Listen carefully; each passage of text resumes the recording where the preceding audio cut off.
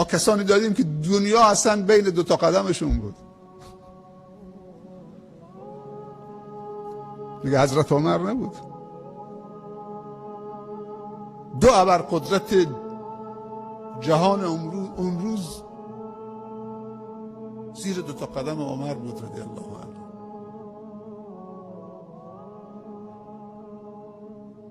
و چقدر از ترس خدا گریه میکرد. وقتی به نماز می ایستاد قرآن میخوند بیهوش میشد، تو نماز میافتاد.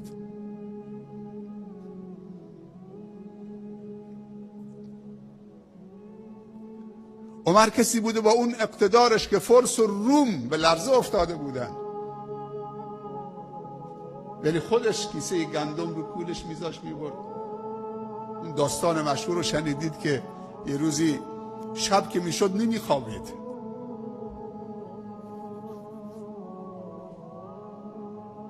مسئولیت داره. تو کوچه های مدینه قدم میزد، نصف شب چه خبره، من مسئول اینام. نه که غارتگری، چپاولگری، دزدی حمله بکنه امنیت رو از مردم بگیره، آرامش رو از مردم بگیره.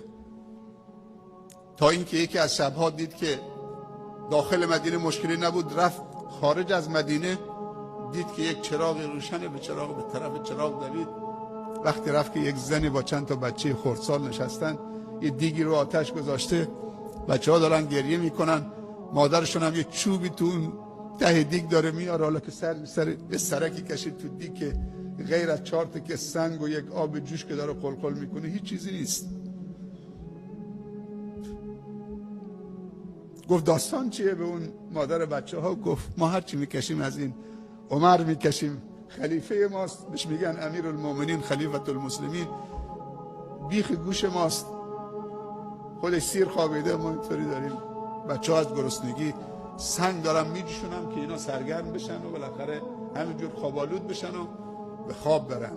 عمر مثل که یه شوکی برش وارد بشه، سریع دوید رفت بیت المال و یک کیسه گندمی گرفت، رو یا آردی گرفت، رو دوشش گذاشت، رو کول خودش گذاشت. یکی همراهش بود، گفت امیرالمومنین بذار تا من. شما این کیسه رو کولت میذاری؟ گفت دهن کرد. آیا روز قیامت شما گناه عمر رو به دوش میکشید؟ طرف ساکت شد. من مقصر بودم که اینو دارن گریه میکنن. برد اونجا، اون آرده رو خمیر کرد، شانه گرفت و بالاخره نان پخت و اون زنه گفت حالا برادر خیلی ممنون بسه حالا. گفت نه، من میخوام همینطوری که گریهشون دیدم، حالا نمیفهمه که این امیرالمومنین عمره. اون زنه میخوام خنده هاشون هم ببینم بعد برم. بالاخره لقمه دهان بچه هام کرد و شاد شدن، بعد رفت. وقتی پشت کرد که بره، زنه گفت کاش که شما امیرالمومنین بودید، خلیفه مسلمان ها بودید به جای عمر.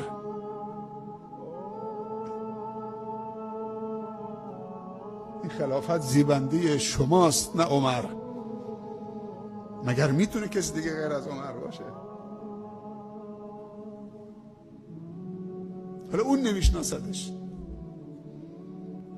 در اوج اقتدار بود که دشمنان اسلام از مسافت 1 ماه صداشو میشنیدن چه به لرزه میافتادن.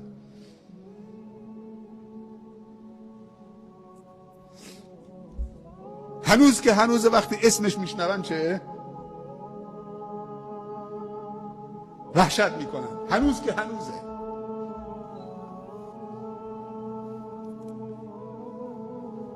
اینقدر تواضع و اینقدر فروتنی در مقابل عظمت و بزرگی خدا. الذین ان مکناهم فی الارض